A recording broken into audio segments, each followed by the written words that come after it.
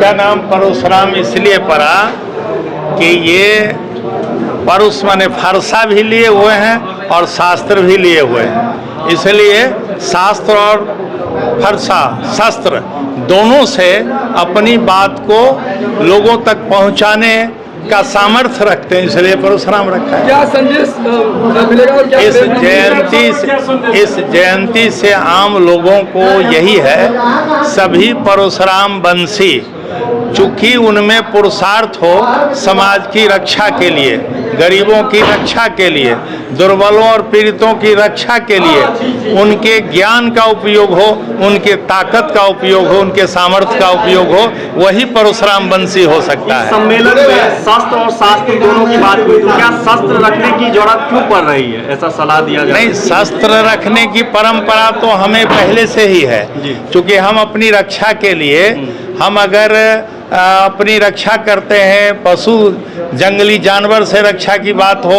पशु से रक्षा की बात हो, या किसी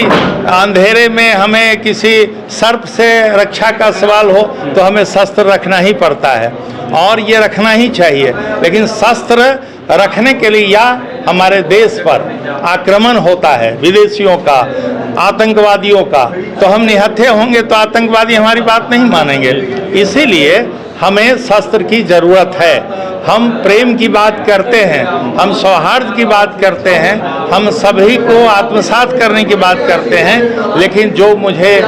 डराने आएगा, जो हमारे भारत भूमि पर हमला करेगा, हमारे अस्मिता पर हमला करेगा, तो रक्षा करने का ट्रेडिशनल राइट हमारा संविधान भी दिया है और इसीलिए शस्त्र की ज़रूरत है। और शस्त्र